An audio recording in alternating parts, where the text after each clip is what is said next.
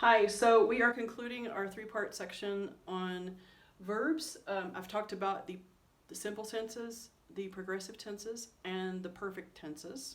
I didn't go into future perfect, did I? Oh well, we won't be looking at that very heavily because it's not super common. I wanted to talk to you a bit about the emphatic form and a little bit also about the need to keep your verb tenses compatible, consistent with one another and with what you're really trying to say. First, the emphatic form consists of do, does, or did, depending on person and number that you're talking about, plus the basic form of the verb. So the basic form of the verb part does not change with the person and number. It doesn't agree. It's just the basic form, just like with an infinitive, the basic form.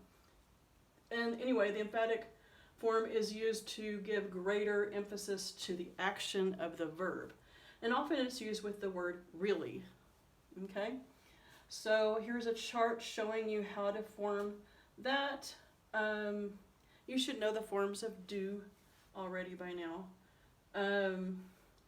And I use the word sing here. I do sing. We do sing. So it means the same thing as I sing or we do or we sing, but we're using that form of the word do to emphasize that. Wow, you sing? Yeah, I do sing. Okay, so I'm giving you an example of one instance in which it can be used. They really sang? Yeah, they really did sing. And it also can be used to contradict what someone else said. So here's an example of that. He never comes to any class, said Mr. Smith. Well, he does come to my class, said Mrs. Jones. So she's contradicting what he said. See what I mean? You could say it just the normal way, like, well, he comes to my class, but she really does, Mrs. Jones really wants to emphasize that action, to emphasize the truth of what she's saying. And Mr. Smith could say, really? And she could say, yeah, he does. Okay. And then that's that. And then we're going to talk about the compatibility of tenses, two different topics in one video here. For things that happen at the same time, you should keep the tense the same.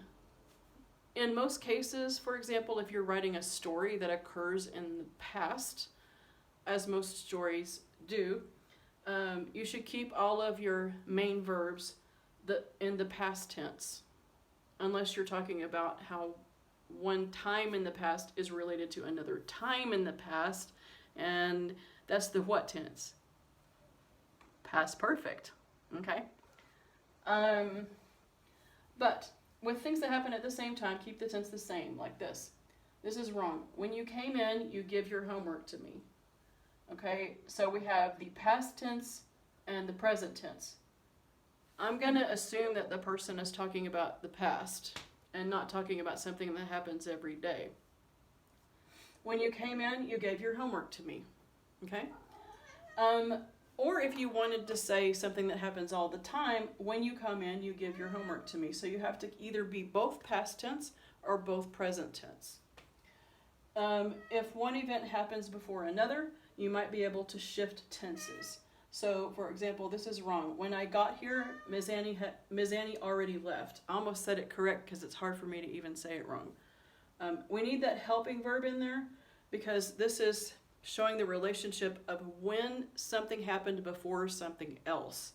And so that's that past perfect tense that goes with the past tense. When I got here, past tense, Ms. Annie had already left. And so that past action of Ms. Annie leaving has an effect on me when I got here. Does that make sense? And then just one more note, infinitives don't change tenses. Many times when I tell you guys that in your story or in your essay, you need to keep your tenses consistent. Stay in the present if you're in the present. Stay in the past if you're in the past. Then you go through there and you find all the verbs and you change them to past tense. But in infinitives, you don't want to keep them in past tense. Like, you shouldn't say, at that time I wanted to went to, okay? It should be, at that time I wanted to go to, because infinitives don't change. And there are other things that don't change. I wanted him to know that I could ride a bicycle. Okay, so in the past, but see, could ride, that's a modal verb.